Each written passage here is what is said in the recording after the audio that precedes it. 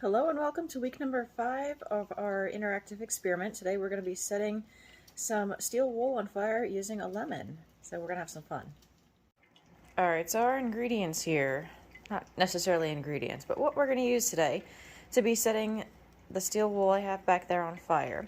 We have some copper. We're going to be sticking that into our lemon here. That's going to be some of our probes. I've got some zinc nails in our container here, and we're going to be using some wire to connect everything. So that's going to be fun. We're going to make a negative, a positive, and we're going to see what we can do to get that charge going. Okay, so this is our lemon battery.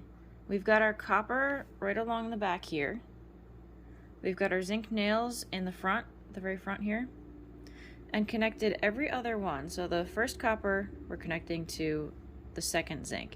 And we're following that pattern all the way across here. What's going to happen is the citric acid from the lemon, it has electrolytes in it. So that's going to react with the zinc to loosen up the electrons. The copper is going to pull on those electrons a little bit stronger than the zinc does. Now that's going to loosen up the loose electrons will go towards the copper and flow through the wire that goes across here. That's why we have our positive and negative. I'll explain that in just a moment. That's going to create a current. So that positive and negative will create a spark. We're going to light our copper or steel wool on fire today. What we can also do with this is light up a little bulb. I don't currently have a little bulb to do that, but if we wanted to, we could. So this is going to create about 5 volts or so. So the copper is the positive part of the battery, so the positive terminal, that's also the cathode. The zinc is going to be the negative part of the battery, that's the anode. So when those float together, they make sparks. Go. Okay, so I've connected some tape here just so that I can touch it and not have it zap me. But go time, supposedly, if this is conducting, it's supposed to light it. And we are not making any sparks.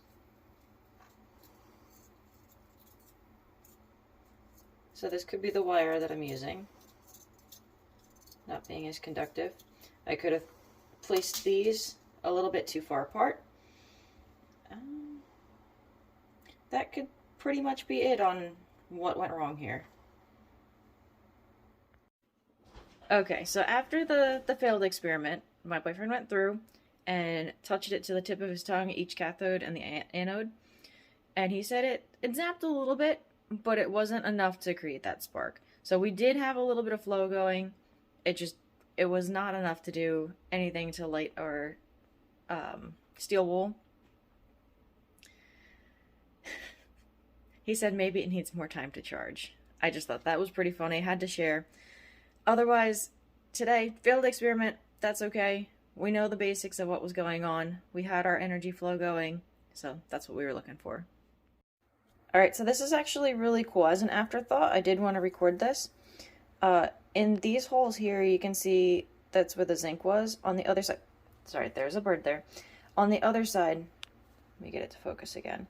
You can see a little bit on the inside, it kind of turned green, or like that bluish tint. That's where the copper reacted. So I thought that was really cool.